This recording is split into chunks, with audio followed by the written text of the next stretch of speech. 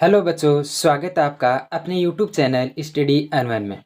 बच्चों, आज हम पढ़ेंगे हिंदी व्याकरण का टॉपिक है सर्वनाम। सर्वनाम है, इसको आज बहुत ही सरल तरीके से पढ़ेंगे, तो वीडियो को एंड तक जरूर देखना।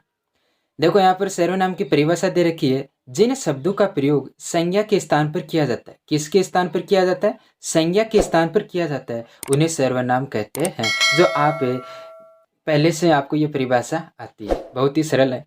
दूसरे शब्दों में सर्वनाम, दूसरे शब्दों में इसकी परिभाषा है, सर्वनाम उस विकारी शब्द को कहते हैं जो पूर्व अपर संबंध से किसी भी संज्ञा के बदले आता है। पूर्व अपर संबंध मतलब वाक्य के अंदर जो पहले शब्द दे रखा है संज्ञा का, उसके स्थान पर प्रयुक्त होता है।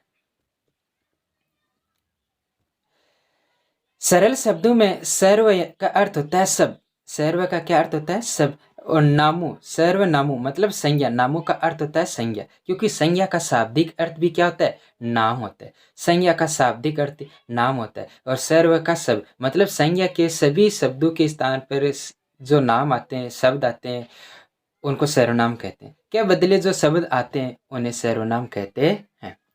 सर्वनाम यानी सबके लिए नाम। सर्वनाम यानी सबके लिए नाम। इसका प्रयोग संज्ञा के स्थान पर किया जाता है। आइए देखें कैसे होता है। देखो, संज्ञा के स्थान पर हम इतने ऊपर से पढ़ रहे हैं कि संज्ञा के स्थान पर प्रयुक्त होता है, संज्ञा के स्थान पर प्रयुक्त होता है। तो ये कैसे होता है? राधा 7वीं कक्षा में पढ़ती है। राधा कौन सी कक्षा में पढ़ती है? 7वीं कक्षा में पढ़ती है।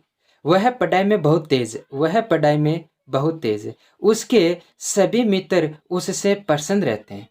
वह कभी भी स्वयं पर घमंड नहीं करती। क्या नहीं करती? घमंड नहीं करती। वह अपने माता पिता का आदर करती है। अब देखो, इसी के अंदर देखो, यहाँ पर क्या है? राधा, राधा 7वीं कक्षा में पढ़ती है। अब दूसरे वाक्य में देखो, वह पढ़ाई में बहुत तेज है। कौन है? राधा। लेकिन इसकी जगह कौन प्रयुक्त हुआ है? कौन सा शब्द हुआ? वह प्रयुक्त हुआ है। उसके सभी मित्र उससे प्रसन्न रहते हैं। किससे रहते हैं? राधा से। लेकिन इसके जगह कौन से शब्द का प्रयोग है? उसके सर्वनाम शब्द का प्रयोग है। वह कभी भी स्वयं पर घमंड नहीं करती। वह कौन? राधा। राधा के स्थान पर वह का प्रयोग है। वह अपने माता पिता का आदर करती है। कौन? राधा। राधा के स्थान पर देखो, वह उसके, वह ये शब्द प्रयुक्त हुए, तो ये संज्ञा के स्थान पर प्रयुक्त हुए। देखो आगे देखो, आपने देखा कि ऊपर लिखे अनुच्छेद में राधा के स्थान पर वह, उसके, उससे, स्वयं, अपने आदि शब्दों का प्रयोग हुआ। अतः ये सभी शब्द क्या कहलाते हैं? सर्वनाम कहलाते हैं। इस प्रकार संज्ञा के स्थान पर आने वाले शब्दों को सर्वनाम कहते हैं।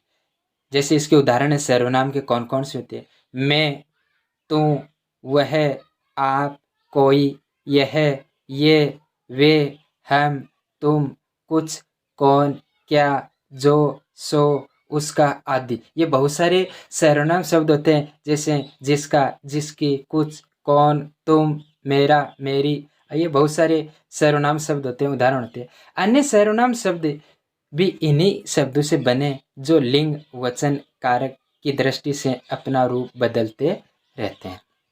जैसे राधा नृत्य करती है। क्या करती है? नृत्य करती है। राधा गाना भी अच्छा, राधा का गाना भी अच्छा होता है। राधा गरीबों की मदद करती है। राधा नृत्य करती है, उसका गाना भी अच्छा होता है, वह गरीबों की मदद करती है। आप अपना, यह, इसका, वह, उसका। देखो यहाँ पर राधा, राधा की जगह राधा है, लेकिन इसकी राधा की जगह देखो यहाँ पर उसका प्रयोग हुआ है, और यहाँ पर राधा की जगह वह का प्रयोग हुआ है। अन्य उदाहरण देखो, अन्य उदाहरण, सुभाष एक विद्यार्थी है। सुभाष एक विद्यार्थी है। वह रोज स्कूल जाता है। कौन जाता है? सुभाष जाता है। देखो वापिस सुभाष, ये संज्ञा शब्द वह नहीं आया, सुभाष की जगह सुभाष नहीं है, उसकी जगह सर्वनाम का प्रयोग कर दिया। वह रोज स्कूल जाता है। उसके पास सुंदर बस्ता मतलब बैग, सुभाष किसके पास, सुभाष के पास। देखो संज्ञा की जगह किसका प्रयोग किया, सर्वनाम का प्रयोग किया। उसे सुभाष, उसे सुभाष की जगह है उसे घूमना बहुत पसंद है। अब आपको ये समझ में आ गया कि 2-3 परिभाषा में ये बोला गया है कि संज्ञा के स्थान पर प्रयुक्त होने वाले शब्दों को सर्वनाम कहते हैं, सर्वनाम कहते हैं। तो ये सर्वनाम संज्ञा के स्थान पर ऐसे प्रयुक्त होते हैं।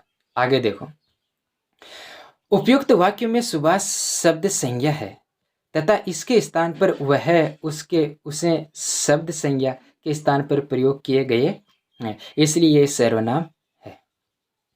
संज्ञा की अपेक्षा सर्वनाम की विलक्षणता यह है कि संज्ञा से जहां उसी वस्तु का बोध होता है, संज्ञा से जहां उसी वस्तु का बोध होता है, मतलब संज्ञा शब्द का जब प्रयोग करते हैं तो केवल उसी का बोध होता है जिसका वह संज्ञा नाम है, जिसका वह संज्ञा नाम है। जैसे टेबल का नाम लेंगे तो हम टेबल ही का नाम प्रयुक्त होगा और सामने वाला समझ जाता है। वहां सर्वनाम में पूर्व पर संबंध के अनुसार, पूर्व पर संबंध के अनुसार किसी भी वस्तु का बोध होता है। लड़का कहने से केवल लड़के का बोध होता है, ये तो संज्ञा के अंदर होता है।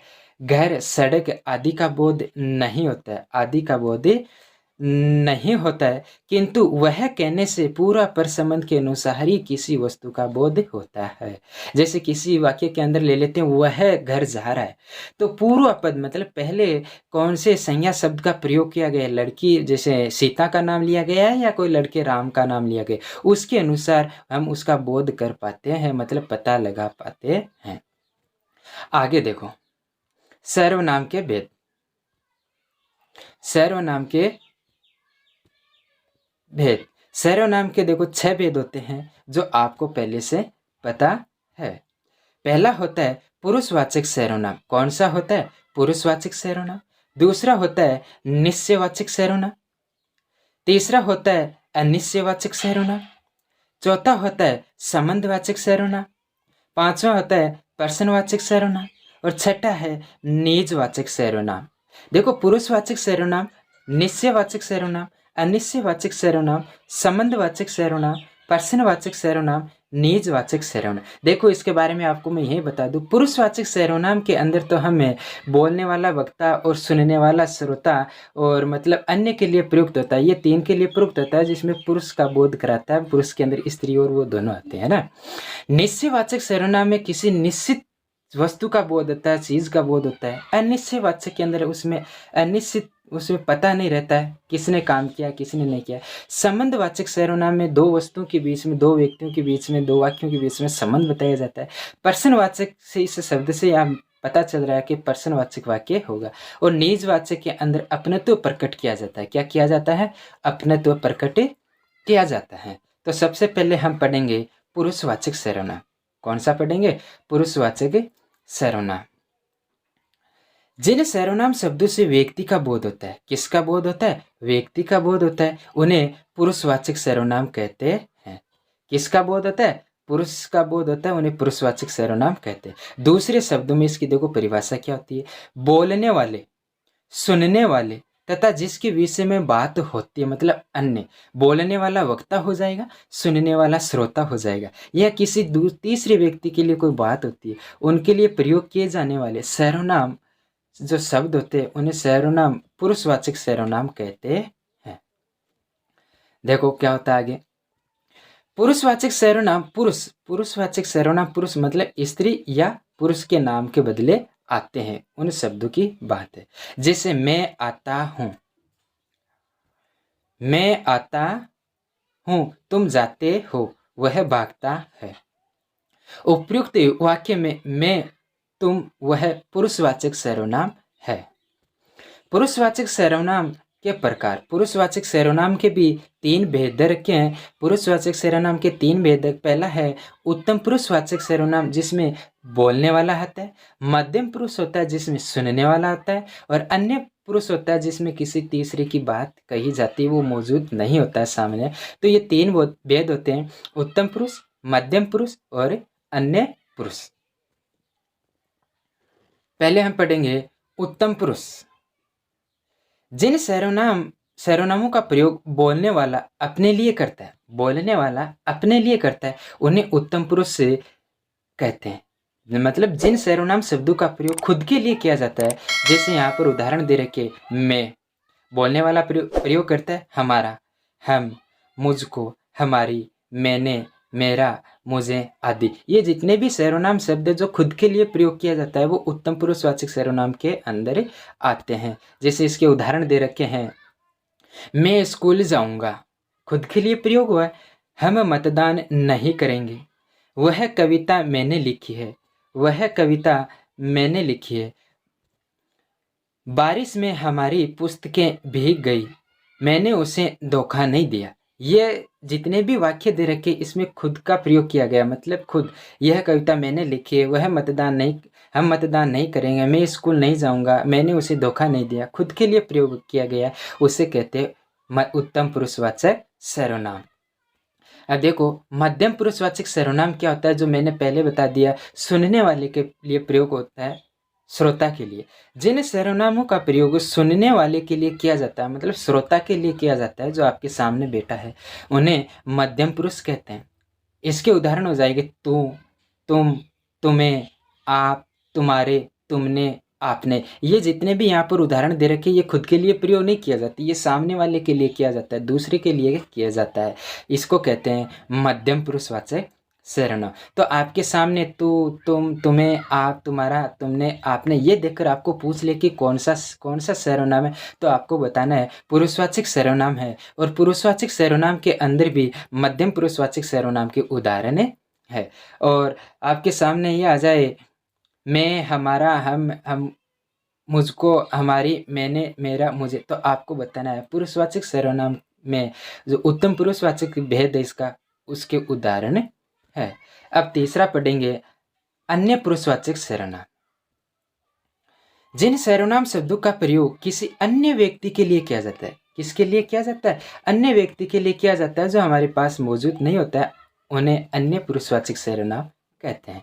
जैसे वे, यह, वह, इनका, इन्हें, उसे, उन्होंने, इनसे, उनसे आदि। अब देखो इनके अंदर यह वह भी आ गया है ना, इनका, और ये आगे आपके निश्चयवाचक सर्वनाम के अंदर भी आएंगे, है ना। तो इनसे आपको वाक्य के तौर पर इनको समझना है।